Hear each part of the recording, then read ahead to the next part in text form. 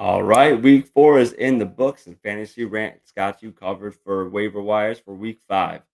See what we got on the docket. First off, kicking off the QBs, we got Sam Howell as the number one QB ad. Listen, it would be CJ Stroud, but he's rostered in 55% of leagues. We'll talk about him in just a minute. But right now, we got Sam Howell. His next 3 games are against the Bears, the Falcons, and the Giants.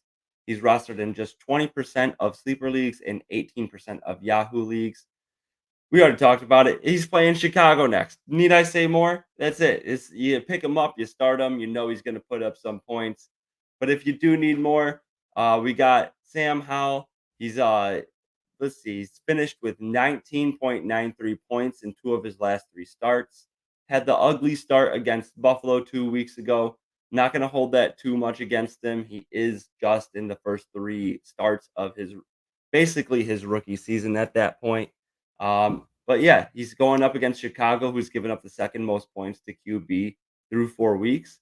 Howell and the Commanders, they will play on Thursday night, and Jahan Dotson exited and returned to the game on Sunday against the Eagles. Dotson did re-enter that game, like you said. He had played 72% of the snaps. Keep an eye on his status throughout the week. Obviously, having Dotson on that team is going to increase Howell's value just a little bit more, but I think he's an easy stream, low end QB1 upside against the Bears in week 5. Moving on to our quarterback number 2 pickup on this week, we got CJ Stroud. And again, he's only number 2 because he's rostered in the majority of leagues, 55% of sleeper leagues and 47% of Yahoo leagues. Next 3 weeks, he goes up against the Falcons, the Saints, and then he's on bye. Over the last 3 games, Stroud has averaged 323 yards per game. He's scored 20.63 points per game over that time. And those games, they were against the Colts, the Jags, and the Steelers. Formidable defenses, not doing the best this season, but not the worst defenses. He's been proving himself as a rookie early on in this year. So, with that being said, I think that with their next game being against the Falcons and the Houston Texans defense giving up a lot of points to the running back and a lot of yards to the running back, we know that the Falcons do that well. I think that they are going to stay in this game. It's going to stay at a relatively close neutral game script, and that Stroud will again have to pass the ball. We saw in this the last 2 games, his passing attempts dropped to 30 per game. So I don't think that's going to be the case. I think it stays above 30 like it was the prior 2 games, and that we're going to see Stroud again be a low end quarterback 1 and a guy that you can go out and get if he's available in your league. So moving on to our quarterback pickup number 3. Got Baker Mayfield. I would not advise putting a waiver down for Baker Mayfield. He has a bye coming up in week 5. You don't need to waste your waiver priority spot on Baker Mayfield. I do think that he's worth an ad if you need somebody in week 6 because he'll be going up against the Lions. Right now, we have seen the Buccaneers. They have not been running the ball efficiently. The Detroit, we just saw in the last game, held Aaron Jones to just a couple of fantasy points. They've been doing very well against the running back, so I think that's going to force Baker to pass. We did see that Mike Evans left with a hamstring injury. However, it was reported that it's just a tweak. With it just being a tweak, I think that he'll be back by week 6 and going up against a good Detroit offense, that this is going to be a potential shootout game. Chris Godwin held his own in this past game with Mike Evans leaving. Baker's got 2 formidable wide receivers backing him up. So, again, don't burn your waiver priority to pick up Baker for week 6. If you can stash him and you have the bench space to stash him, pick him up on Wednesday. If you're in a league that has fab budget, I think all you need to put down is a $0 or $1 bid, and you should be able to pick up Baker in order to start him for week 6. Moving on to our running backs. Number 1 running back ad of the week, we have Jaleel McLaughlin, whatever his name is. Dude's fast. He's making the most out of limited opportunities. And with Javante Williams leaving the game with a hip injury, looks like he could be taking over as the lead back in week 5. In week 5, he goes up against the Chiefs. In week 6, the Jets. And then if Javante is still out for this week 7 matchup against the Packers, I think that is really where he will hit. We'll see how severe this Javante Williams injury is. I have already seen reports saying that he's going to likely be out at least 1 week, more likely to be 2. We'll see how he recovers from that. He is a freak athlete. He recovered very quickly from the ACL and MCL injury that he had earlier last season. But yeah, Jaleel McLaughlin rostered in just 2% of sleeper leagues and 3% of Yahoo leagues in this past week. He had more rushing attempts, rushing yards, targets, receptions, receiving yards, and touchdowns than Samaje Perine.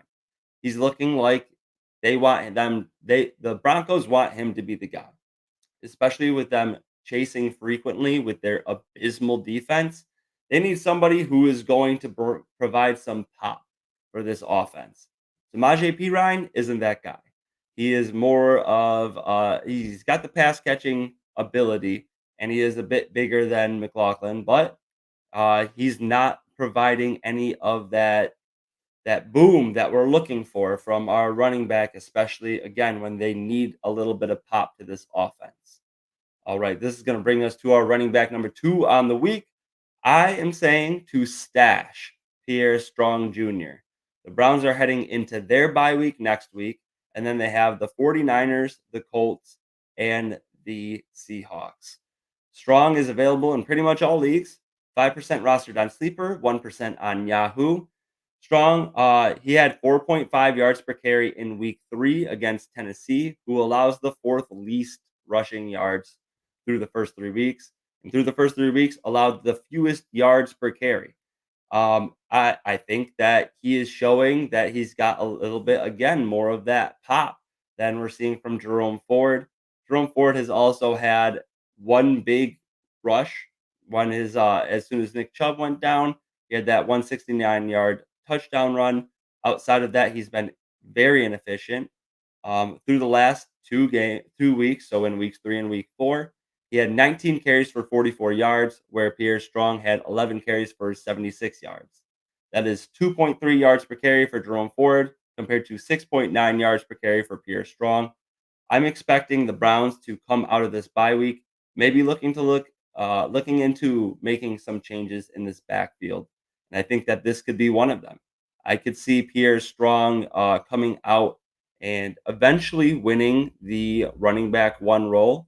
I am not saying to start him until you see it. Wait on this. He's a bit more of a lottery ticket than a proven thing, but try to stash Pierre Strong if you have the roster space. Moving on to our wide receivers, we have Michael Gallup as the number 1 wide receiver ad. He has San Francisco and then the Chargers. Week 3 is good. In the 3rd week from now, it's going to be a bye week. But Gallup is just rostered in 23% of sleeper leagues and 19% of Yahoo leagues. Despite playing less snaps than Brandon Cooks the past 2 weeks, Gallup has been outproducing his veteran teammate. Over the past 2 weeks, Cook has played 80% of the snaps and 70% of the snaps compared to Gallup's 69% of the snaps and 53% of the snaps. During that time, Cooks has had 11 targets for 6 receptions and 44 yards. Gallup has had 13 targets for 11 receptions and 152 yards. He has more familiarity in this offense. Dak looks to be targeting him more frequently. And I think that after 2 years removed from his ACL injury, he's starting to return to form. He was a formidable wide receiver too before that ACL injury, and I think he's starting to return to form. So look to pick up Michael Gallup if you need some wide receiver help. Moving on to our wide receiver pickup, number 2 of the week. We have Michael Wilson. His next 3 matchups are against the Bengals, Rams, and Seahawks. He's rostered in just 6% of sleeper leagues and 2% of Yahoo leagues. In this last game, Wilson had his first big game. He caught all 7 of his targets for 76 yards, and this big game came with some change. During his first 3 games, Michael Wilson had an average depth of target of 20.76 yards. He was primarily just a downfield target. In this last week, that ADOT dropped down to 9.6 yards. That comes with more reliable targets, more reliable routes, not just deep shots where Joshua Dobbs is heaving up a prayer. That came again with more reliable usage, and I think this is going to be the case moving forward. I think they're starting to get away a little bit more from Rondale Moore and Marquise Brown, primarily being the short target wide receivers, and they're going to include Michael Wilson into some of these routes. I expect this trend to continue and that he will slowly start to become a reliable flex start moving forward.